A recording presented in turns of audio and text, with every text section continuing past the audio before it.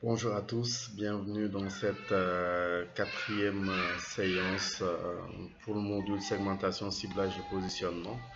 Alors, au niveau des séances précédentes, on a abordé la segmentation. Alors, on a abordé dans un premier temps les études de marché et l'importance des études de marché pour mieux connaître la population à laquelle notre offre est destinée. Ensuite, bien entendu, nous sommes allés un peu plus en profondeur en abordant la segmentation, le ciblage et le positionnement. Alors, le premier point a été évoqué, en l'occurrence la segmentation. Et pour rappel, les différentes étapes de la segmentation, on peut les résumer en cinq. Donc, cinq étapes. La première étant l'identification de la population cible, donc la population qui nous intéresse par rapport à l'offre que l'on veut proposer. Ensuite, est-ce que cette population est homogène ou hétérogène? C'est ce qui va définir la finesse de votre segmentation. Est-ce que vous allez segmenter en profondeur ou est-ce que ce sera une segmentation plutôt superficielle? Parce que ce qu'on recherche au-delà de tout, c'est à avoir une population homogène. Alors ensuite, le troisième point, c'est le choix des critères de segmentation. Alors quand on a choisi des critères pertinents, ensuite on les applique à la population cible, ce qui nous amène à notre quatrième étape qui est la segmentation et donc à travers l'arbre de segmentation qui permet assez facilement de distinguer les différents segments. Et ensuite, la dernière étape, c'est de décrire les caractéristiques de chaque segment. Alors, on est d'accord qu'après segmentation, il faut choisir un ou plusieurs segments sur lesquels nous allons proposer notre offre. Maintenant, ce choix-là n'est pas fortuit, ce choix est raisonné. On ne choisit pas au hasard, donc il y a un raisonnement que l'on fait. Alors, ce raisonnement dépend de beaucoup de choses. Mais il faut comprendre déjà qu'on a autant de cibles potentielles que de segments. Si on a 5 segments, ça veut dire qu'on a 5 cibles potentielles. Donc, ça veut dire que chacun de ces segments peut être une cible. Si on a 10 segments, on a 10 cibles potentielles. Encore une fois, ça veut dire que chacun de ces segments peut constituer de cibles pour l'entreprise. Maintenant, il faut comprendre une chose, c'est que ce choix d'un segment comme cible ou d'un autre segment peut dépendre de plusieurs choses. On peut d'abord, dans un premier temps, retenir trois grandes orientations par rapport au choix que l'on fait concernant les segments. Le choix des segments comme cible, bien entendu.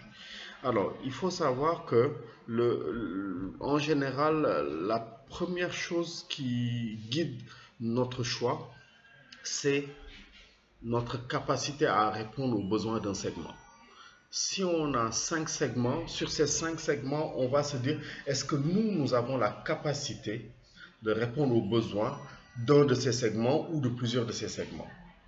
Alors, nous, notre capacité à répondre à leurs besoins, donc aux besoins d'un ou de plusieurs segments, dépend de la connaissance qu'on a de ce segment, dépend des moyens dont on dispose, en l'occurrence de la technologie dont on dispose, des moyens financiers, des moyens humains, etc. Donc, qui nous permettrait de proposer une offre satisfaisante. En général, c'est la première orientation qui va guider notre choix par rapport à un segment ou à un autre. Alors, il y a autre chose qui nous oriente, qui nous guide aussi par rapport au choix, c'est la cohérence avec l'image de marque. En général, on choisit, quand on veut aller sur un marché, on a une idée de ce qu'on veut faire et en général de l'image que l'on veut projeter auprès de notre clientèle. Et donc, bien entendu, l'image que l'on veut avoir auprès de cette clientèle va guider bien entendu les segments qu'on va choisir. Par exemple, si moi je veux opérer dans le haut de gamme et je veux être perçu comme une client, autant pour moi, comme une entreprise qui propose des offres haut de gamme, ben, dans ce cas-là, je vais plus choisir un segment ayant un pouvoir d'achat élevé. Donc, ce segment correspond à l'image que moi je veux véhiculer. Et il y a aussi un dernier élément qui va orienter aussi les choix que l'on va faire par rapport par rapport au ciblage, c'est le potentiel des segments. Donc le potentiel des segments va guider aussi les choix que l'on va faire. Alors, quand je parle de potentiel des segments, c'est relatif en général à la croissance de ces segments. Alors, souvent on choisit des segments qui ont un potentiel de croissance, c'est-à-dire qui dans l'avenir peuvent évoluer, en nombre bien entendu. Ça veut dire que ce segment-là est constitué d'individus mais dont la taille peut augmenter. Par exemple, on peut prendre le cas des produits pour diabétiques au Sénégal.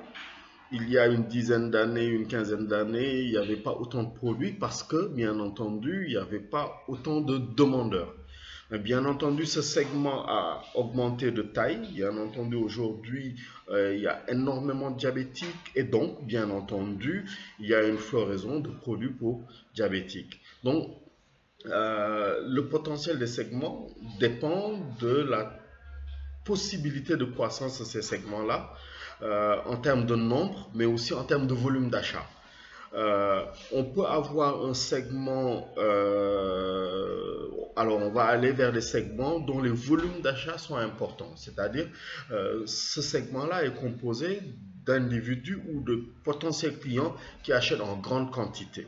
Bien entendu, là on est sur des segments effectivement qui ont un potentiel intéressant et on peut être sur des clients potentiels qui au départ peuvent ne pas acheter en grande quantité, mais dont la consommation va augmenter vraisemblablement. Donc, bien entendu, là, on est sur des segments à fort potentiel.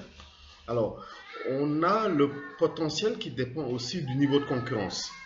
Alors, quand vous avez un segment, par exemple, un segment composé de 100 000 clients potentiels, mais où vous avez 10 entreprises qui proposent déjà une offre et vous voulez être la 11e entreprise, ben, là, on a une concurrence qui est assez ardue. Par contre, on peut avoir un autre segment où on a 20 000 personnes et on n'a que 2 petites entreprises qui sont sur ce segment-là, où on n'a qu'une seule entreprise qui est sur ce segment. Donc, vous allez être la 2e ou la 3e entreprise. Donc, effectivement, on peut choisir aussi un segment selon le niveau de concurrence. Donc, juste pour comprendre le fait que quand on termine la segmentation, on passe au ciblage. Le ciblage, c'est bien entendu le fait de choisir un ou plusieurs segments et de proposer une offre à ces segments-là. Il s'agit bien entendu à ce niveau-là de ciblage. Alors, maintenant, quand on parle de ciblage, il y a des stratégies de ciblage ou des stratégies de couverture du marché. Alors, on a principalement 3 stratégies de couverture du marché, principalement. Alors, on a une première stratégie où l'entreprise décide de s'attaquer à tous les segments de façon indifférenciée, c'est-à-dire à tout le marché, en proposant une seule offre, un seul produit destiné à toucher un large public de la même façon. Alors, là, on a une offre plutôt générique. On le retrouve, il y a un exemple très simple, c'est un produit que l'on utilise pratiquement tous les jours et tout le monde l'utilise, vous avez les bonbons à la menthe. Donc c'est un produit destiné à toucher un large public. Donc c'est un produit destiné à une grande masse, de façon indifférenciée, qu'on soit homme ou femme, qu'on soit riche ou pauvre, qu'on habite en milieu rural ou en milieu urbain, qu'on soit jeune, adulte, etc. Donc, quelles que soient ces caractéristiques-là, les individus peuvent utiliser ce type de produit. Alors, bien entendu, vous avez aussi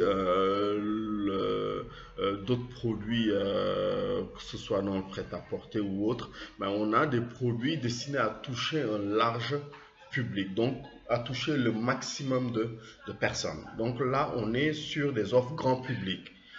Ce type de ciblage, on parle de stratégie indifférenciée. Donc dans la stratégie indifférenciée, on a une offre qui est destiné à toucher un large public. Donc là, bien entendu, c'est une stratégie parmi tant d'autres. Il y a une deuxième stratégie dont on peut parler, c'est que parmi, je reviens sur l'exemple des 10 segments, parmi les 10 segments que j'ai, je décide d'en choisir qu'un seul. Alors, il y a plusieurs choses qui peuvent l'expliquer. Alors, je viens d'arriver sur le marché, je ne maîtrise pas encore véritablement le marché, je décide de m'attaquer à un seul segment qui va me servir de test pour ce marché-là. Donc là, je décide de m'attaquer juste à un seul segment. Donc je propose une offre qui est calibrée et destinée seulement à un segment. Donc là, on parle de stratégie concentrée. Donc je fais un focus sur un seul segment. Alors on est d'accord que c'est différent de la stratégie indifférenciée. La stratégie indifférenciée s'attaque à un large public, c'est-à-dire s'attaque à, on va dire pratiquement tout le monde, à un maximum de clients potentiels, mais de façon indifférenciée. Alors que dans la stratégie concentrée, on a plusieurs segments et on propose un produit destiné à toucher un seul parmi tous ces segments-là. Alors que dans la stratégie indifférenciée, on s'attaque à tous les segments. Et on a une dernière stratégie, une troisième stratégie qu'on appelle la stratégie différenciée ou multisegment. Dans la stratégie différenciée ou multisegment, on choisit plus d'un segment, c'est-à-dire 2, 3, 4, etc. Donc on choisit plus d'un segment. Ça peut être 3 segments, ça peut être 6 segments, mais la particularité de la stratégie différenciée, c'est qu'on a autant d'offres que de segments. Si on a 3 segments, ça veut dire qu'on aura 3 offres. Étant donné que les segments ont des caractéristiques différentes, ben, on aura 3 offres qui auront des caractéristiques différentes. Je reviens sur un exemple. Vous avez l'eau en bouteille, eau minérale. Alors, pour cette eau en bouteille, vous avez la consommation familiale qui est un segment. Pour la consommation familiale, moi Kiren, je décide de proposer la bouteille de 10 litres. Donc, on a un produit destiné à toucher un segment. J'ai un autre segment, c'est-à-dire la consommation individuelle, la consommation au niveau des événements, que ce soit les conférences, les formations, que ce soit les mariages, etc. La consommation individuelle, que ce soit pour un sportif, pour les petites soifs. Donc on a ce segment-là. Et pour ce segment-là, moi je décide de proposer un autre produit, la bouteille de 50 centilitres. Donc, pour l'instant, j'ai 2 produits destinés à 2 segments différents. J'ai un troisième segment, par exemple, les entreprises, les institutions, les écoles de formation. Pour ce segment-là, je propose la bonbonne de 19 litres que l'on met dans les fontaines. Donc, on se rend compte qu'on a 3 segments et on a 3 offres différentes. Là, on parle de stratégie différenciée. Alors, il faut comprendre, bien entendu, que quand on choisit un ou plusieurs segments, on va vers une stratégie ou une autre stratégie. Alors, il y a une particularité parmi les stratégies de ciblage. Ben, vous avez ce qu'on appelle le micro-marketing ou le marketing de niche. Alors, il s'agit pour l'entreprise de s'attaquer à un segment, mais vraiment restreint, à un tout petit segment, mais un segment qui est quand même rentable. Ben, c'est ce qu'a décidé de faire, par exemple, une entreprise qui est dans le prêt-à-porter et qui vend ses produits qu'aux personnes ayant une surcharge pondérale. Alors, entre guillemets, aux personnes ayant une forte corpulence. Étant donné que ces personnes sont un peu laissées en rade par les grandes marques, ben, il y a une marque qui a décidé de s'attaquer à ce marché de niche, qui était un marché de niche au départ, mais qui tend à se développer parce qu'effectivement, il y a beaucoup de personnes en surpoids. Ou par exemple au Sénégal, une boutique de soins pour chiens, On est d'accord que les chiens en général ne sont pas des animaux de compagnie au Sénégal. Ce sont principalement on va dire des gardiens. Et il y a une petite catégorie de clients qui les considèrent comme des animaux de compagnie et qui sont cette petite catégorie qui est prête à dépenser de l'argent au niveau de ces boutiques de soins, de ces instituts de soins pour leurs animaux, pour leurs chiens, etc. Donc, on est vraiment sur des marchés de niche, sur de petits marchés, mais en général, ce qui est intéressant sur ces marchés, c'est qu'on a la possibilité de proposer des prix élevés parce que, effectivement, la concurrence est très faible, parce que c'est des offres sur mesure, etc. Donc, vous avez ces différentes stratégies de ciblage. Alors, dans le cadre des cas que vous devez traiter, bien entendu, vous allez cibler, choisir un ou plusieurs cibles et vous allez préciser de quelle stratégie de ciblage il s'agit. Alors, il y a un conseil quand même qu'il est important de donner avant de terminer ce point sur le ciblage, c'est que pour vendre, il faut éviter de viser tout le monde. Parce que quand vous visez tout le monde, au final, vous ne visez personne. Parce que vous avez une offre qui est tellement générique qu'elle n'arrive pas à satisfaire de façon pointue une catégorie précise de clients.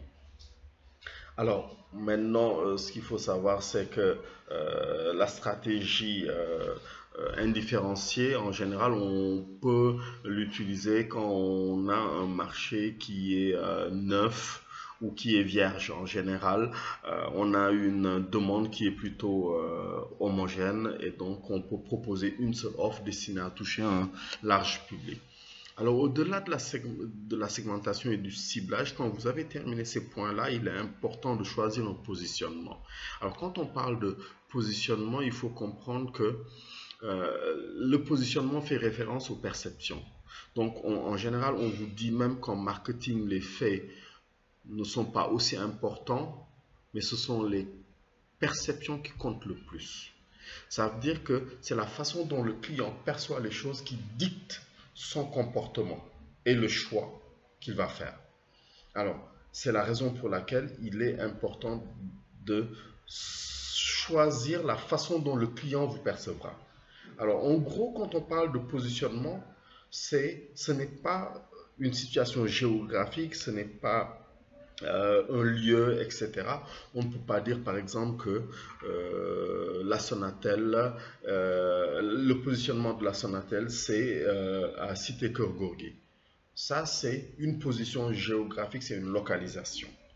Quand on parle de positionnement, c'est la place que l'entreprise veut avoir dans l'esprit du consommateur. Et quand on dit la place que l'entreprise veut avoir dans l'esprit du consommateur, on fait référence principalement à la perception que le client doit avoir vis-à-vis de l'offre de l'entreprise. Alors, le positionnement doit permettre à l'entreprise de se différencier des concurrents. Donc, quand on se positionne, on cherche à se différencier des concurrents et à être perçu d'une certaine façon par la clientèle.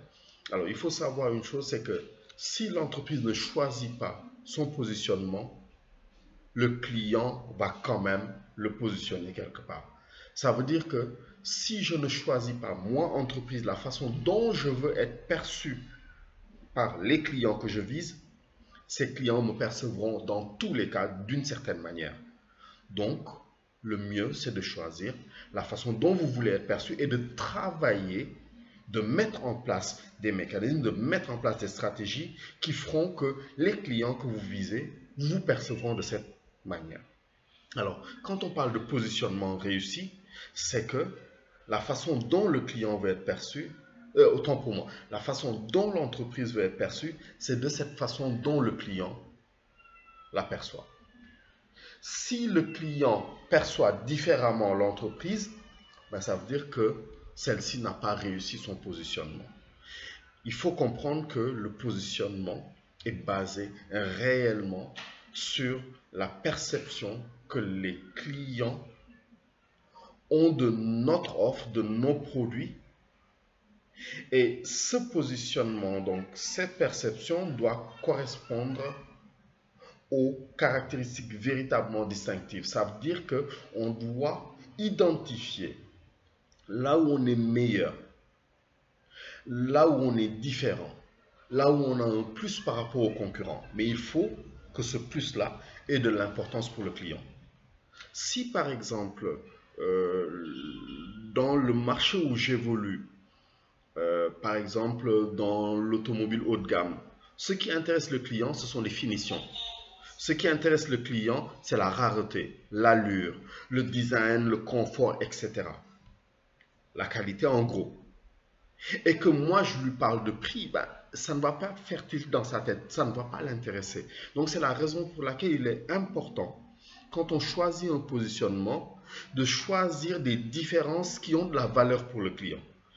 Si je lui parle de qualité de mon offre, de rareté, ben, ça va faire tilt dans la tête du client, ça va l'intéresser, ça va l'interpeller. Donc, à l'inverse, si mes clients n'ont pas un pouvoir d'achat élevé, eux, ils veulent des produits, oui, qui sont de qualité acceptable, mais qui sont au prix les moins élevés. Dans ce cas-là, si je parle aux clients de rareté, de qualité du produit, etc., ben, il va se dire ces produits sont chers. Et donc ça ne va pas faire tilt dans sa tête, ça ne va pas l'interpeller. Donc, si je lui parle, par exemple, du fait que j'ai les prix les moins élevés du marché, ben, ça, effectivement, ça va l'interpeller. Donc, c'est la raison pour laquelle, quand on choisit un positionnement, il faut choisir un positionnement qui a de la valeur pour le client. Il faut comprendre que le client ne peut pas retenir beaucoup de choses. Et un positionnement réussi, c'est un positionnement qui permet à l'entreprise, qui permet au client de retenir la marque de l'entreprise et les caractéristiques principales de cette marque de l'entreprise ou du produit de l'entreprise. Là, j'aurais réussi mon positionnement.